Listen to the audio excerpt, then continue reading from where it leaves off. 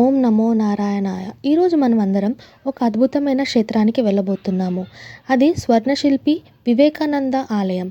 దీన్ని కాళీ మందిర్ అని కూడా అంటారు. ఇది వచ్చేసి శంషాబాద్ దగ్గర ఉన్నది. ఈ మందిరం 3 ఎకరాల్లో విస్తరించబడి ఉన్నది. ఈ మందిరం పక్కన ఒక కొలను ఉంటుంది. ఈ మందిరం కలకత్తాలో ఉన్న దక్షిణ కాళీ మందిర్కి ఎగ్జాక్ట్ రిప్లికా అని కూడా అంటారు. టెంపుల్ క్లోజింగ్ టైం వచ్చేసి పొద్దున 8 నుంచి 12 వరకు, మళ్ళీ సాయంత్రం 3 నుంచి 8 వరకు ఉంటుంది. మీరు చూస్తున్నట్టు నలువైపుల పచ్చదనంతో కలకత్తాలో ఉన్న మందిరంలానే ఉంటుంది ఈ మందిరం. ఈ మందిరం ఆర్కిటెక్చర్ మొత్తం కలకత్తా స్టైల్లోనే ఉంటుంది.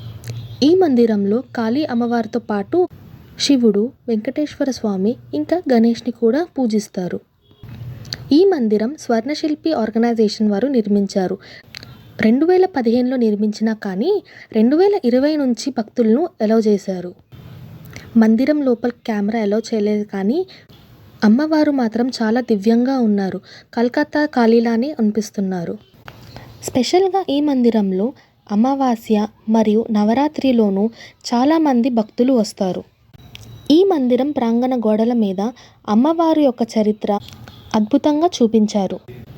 ఈ మందిరం ఒక స్పిరిచువల్ సెంటర్లా కూడా ఫేమస్.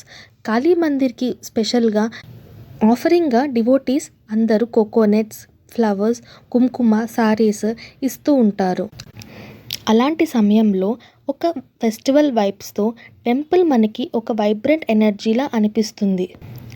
శంషాబాద్కి ట్రావెల్ చేస్తున్న వాళ్ళు డెఫినెట్గా ఈ మందిరాన్ని ఒకసారి విజిట్ చేయండి.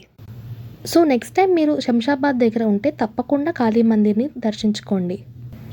జై కాళీమాత. ఓం నమో నమః.